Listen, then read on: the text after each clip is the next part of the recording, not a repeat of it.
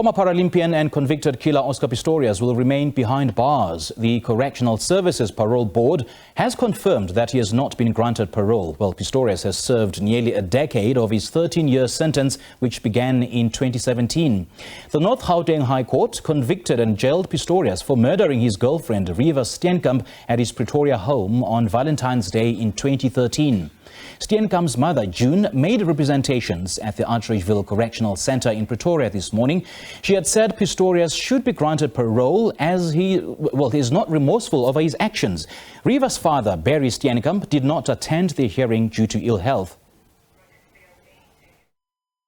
I can confirm that I have received a telephone call from the chairperson of the parole board, who has informed me a couple of minutes ago that the decision has been made and that Oscar Pistorius' parole is denied for the time being, and that he will be considered again in 1 year's time. All right. Have you had an opportunity to speak to the family as yet? I would imagine that at this time, because they had said that they didn't want Oscar Pistorius to be out on parole. Have you been able to have a conversation at this time? I understand the news is just out at this time. Yes, June was with me when I received the call. Unfortunately, I haven't been able to reach Barry, and the press already had hold of the story, so I'm really trying to get hold of him to share the news with him. Well, it is the big story of the day. Oscar Pistorius has been denied parole from prison after serving 6 years in jail and a decade after he murdered his girlfriend, Reeva Steenkamp. Well, Ms. Steenkamp's parents opposed the bid made by their daughter's killer, which, with her mother, June, telling the parole hearing today that she did not believe that Pistorius had actually been rehabilitated and that he never told them the truth. We're now joined by Legal Analyst Mpumelelo Zikalala and Dr. Nechama Brodie, the Wits Justice Project head. Very good afternoon to you too. Thank you so much for joining us. Welcome to The Full View. Good afternoon to you, also good afternoon to your viewers.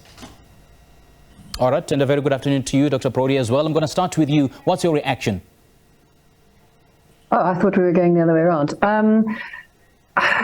I didn't really want to make the discussion so much about Oscar as about Reeva. I think something that I've focused on for a number of years, and today the Wits Justice Project published an article that looks at 56 women who were murdered in February 2013, most of whose names we don't know because they weren't as famous as this case.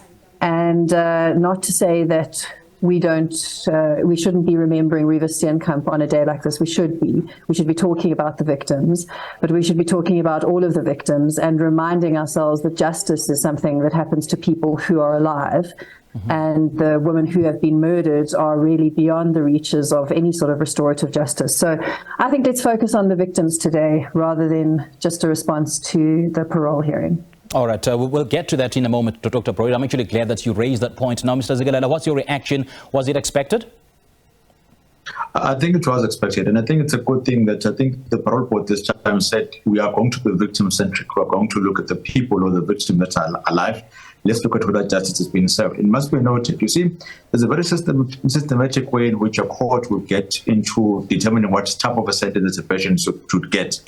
Now, if we are going to go on the other side and be able to get out of it on a technicality on an earlier time, just because there's a section 73 to 82 in the Correctional Services Act that says you're eligible for parole by the mere passage of time, attendance of certain workshops in which are not really sure whether they've been rehabilitated or not, and you simply come there and perform a tick box exercise. I think the parole board was serious this time in terms of saying we are going to focus on the victim.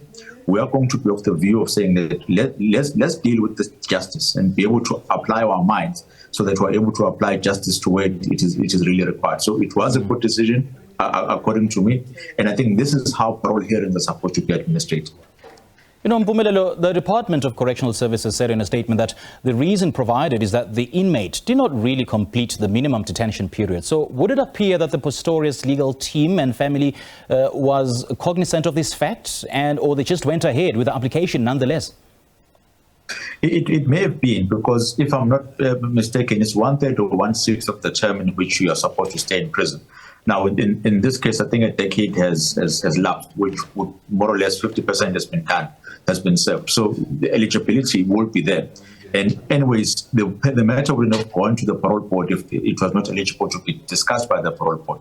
However, the important part in this one is that the mere passage of time is not the only thing which is considered by the parole board. The manner in which you've been behaving inside, your interactions with other inmates, whether you're going to get outside support, whether you are attending fully with a fully committed heart to the type of programs that are there, is also considered. But the most importantly, something that has been missing is to focus on the victim and say, you as the victim, you were in court when the particular verdict was being issued, when the sentence was issued, and you were okayed, or you got the assurance that justice was really working when a sentence was passed. Now, if that particular sentence, which we heard for the first time 2 years ago, is now being reduced, how do you feel about it? As the victim or the offender came to you and told the whole story and showed that how remorseful are they? So if you haven't done that, that means you haven't went through the stages of the processes of being corrected, so that you are able to be a better person at the end of the day. So if that is not there, then it's more or less right that parole is going to be denied. Right, right. Now, Dr. Brodie, let me also rope you in. What's your reflections on the criteria for granting of parole? I mean, can the parole board consider other factors such as, good behavior or even ill health?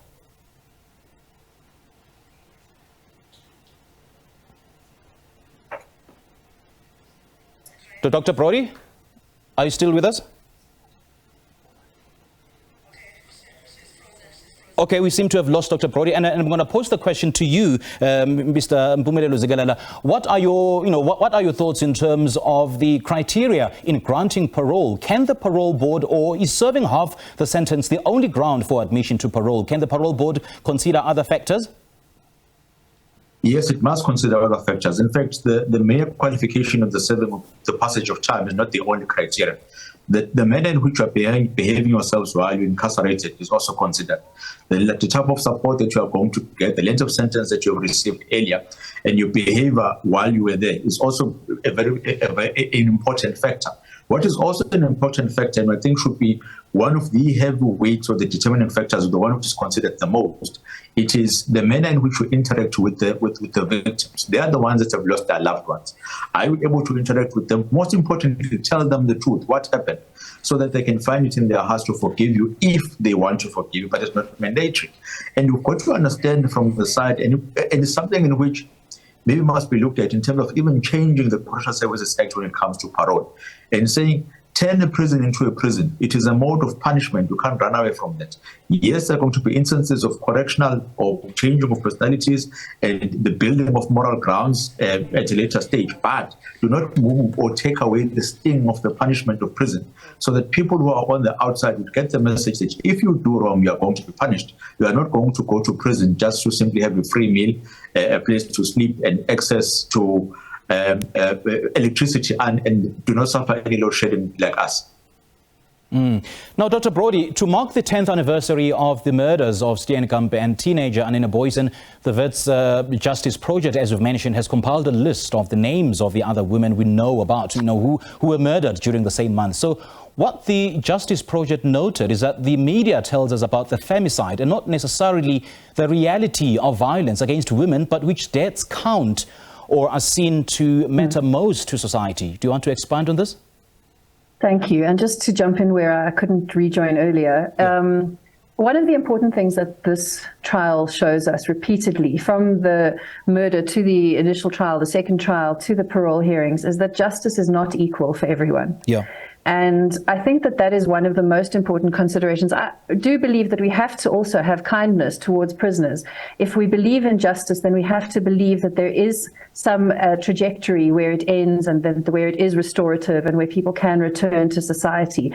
It's really important that we remember that prisoners also have human rights. And we work towards that as a society. Otherwise, what's the point of having prisons in the way that we do?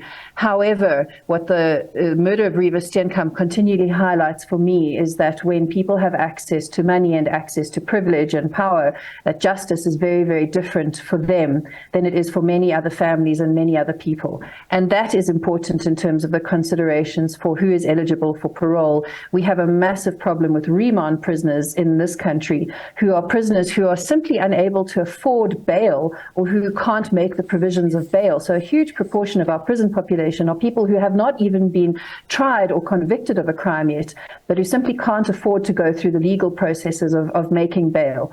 And people who are celebrities, who are powerful, who have access to money and finance, like Reeva's murderer does have, often have access to a much quicker form of justice than most South Africans do. So for me, I think that's one of the things it highlights. And that's why the Wits Justice Project also wrote this list, which is available today on News 24, of 56 other murders that took place in the month of February 2013. And it's a very harrowing list to read.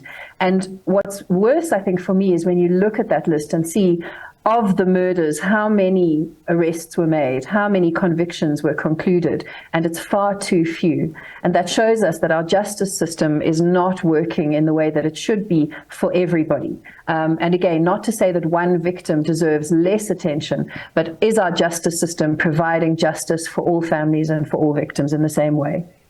It is the big question. I mean, we've been conducting marches and campaigns against gender-based violence, and certainly cannot talk about these developments without, of course, including or extending our discussion into the issue of gender-based violence. But it seems to go on unabated. It seems like it's just an exercise in futility, because, as we've said, the law does not necessarily, protect women in this country. What seems to be done? Is the issue at the higher echelons of society or the decision makers of the country, or is it simply a personality-driven issue?